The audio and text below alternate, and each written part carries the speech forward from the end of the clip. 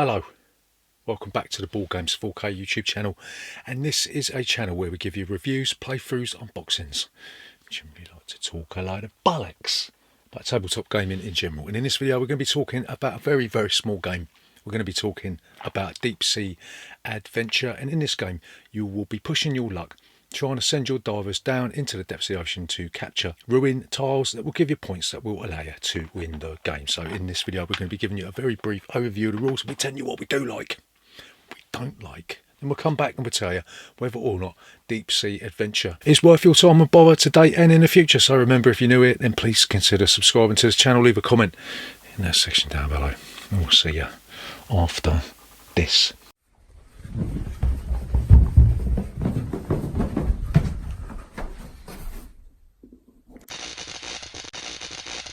Boardgames4K. So, Deep Sea Adventure.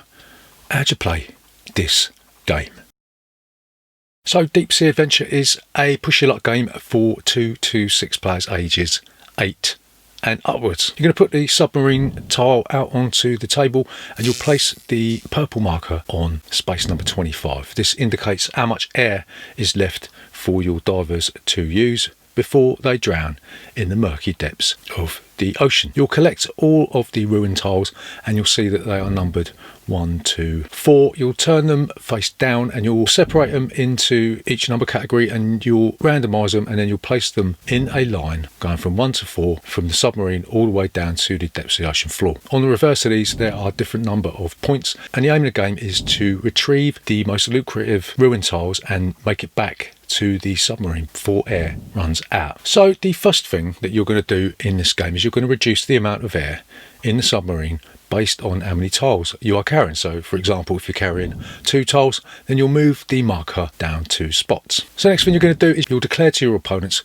whether or not you want to turn back towards the submarine or whether or not you want to continue moving down into the ocean. Obviously you're not going to do this in the first round. You can have a go, but I'll give you a slap for that. But you'll turn your explorer to either face the submarine or to face the ocean floor. So then you will roll both dice. You'll see that the dice are numbered 1 to 3. You'll move your explorer that number of spaces up or down. So phase number 4 gives you a few options. You can do nothing.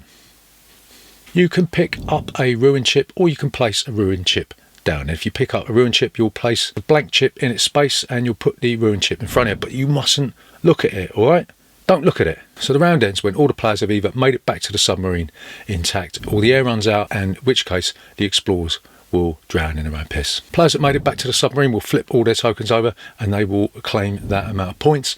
And if you didn't make it back to the submarine, then you'll place any tokens that you did collect at the very bottom of the ocean. You'll stack these up in piles of a maximum of 3. So the game will continue in this vein for 3 rounds, and at the end of the 3rd round, the player with the most victory points will be the winner of Deep Sea Adventure.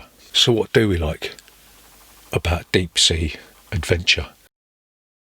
So the first thing that we really like about this focus, what we really like about this game, is that how much you carry directly affects how far other people can progress. So if you decide to carry 3 ruin tiles, you're not only going to be affecting your ability to move further down or further up, because you're going to be subtracting what you are carrying from your die roll, but you're also going to be reducing the air by the amount of tiles you're carrying. So this does give you an opportunity to not only stitch other players up, but to also force them into dropping any tiles that they've picked up, because they might not be able to get back to the submarine. Love it. So the second thing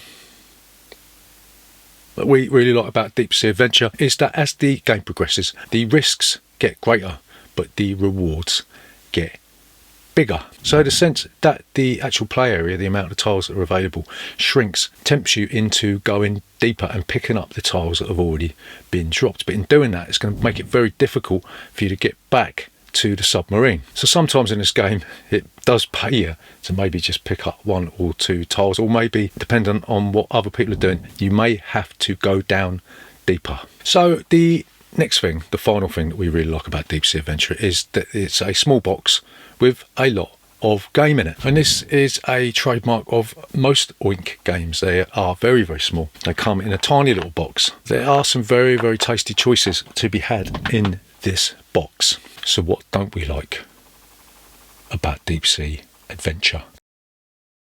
So the first thing that we don't like about Deep Sea Adventure is that the setup is a bit of a pain in the arse, really. When you open up the box, you're going to have to sort out all the tiles. First of all, you're going to have to flip them all upside down, and then you're going to have to separate them, and then you're going to have to go through the motions of placing them all in one long line. And okay, it doesn't take that long, but for a game that is this small, the setup is a little bit too protracted for our liking. So the second thing that we don't like about Deep Sea Adventure is that the rules don't mention the fact that the first turn is kind of unique. It stumbles headlong into the rest of the game, and it assumes that you have already played the first round. And when games do this, you find yourself reading through the rules and you don't really understand the terms and concepts that the game is explaining to you, because you haven't done them yet. So that's just bloody stupid. What they should have done in the rule book is just had a section telling you what you do and don't do in the first turn, and then the game progresses from there. All right. So the final thing we don't like about Deep Sea Adventure is the game is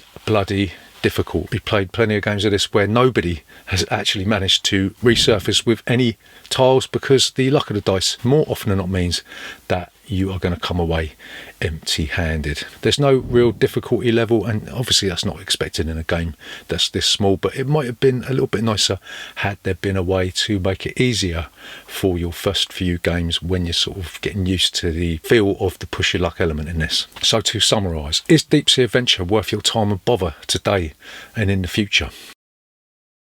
So we're going to say, yeah, this is a great little push your luck game in the same sort of vein as Diamond or Ink and Gold and games like Zombie Dice. The only difference being is that in those games, your actions aren't going to directly affect the other players. And in this game, it does. It does suffer from some insane difficulty levels, more often than not based on the random die roll. But the fact that there is so much game in this tiny little box means that that flaw is generally mitigated quite well. So there you go, that's Deep Sea Adventure. Remember, if you're new here, then please consider subscribing to this channel. Tell us what you think by leaving a comment in that section down below, and we will see you next time.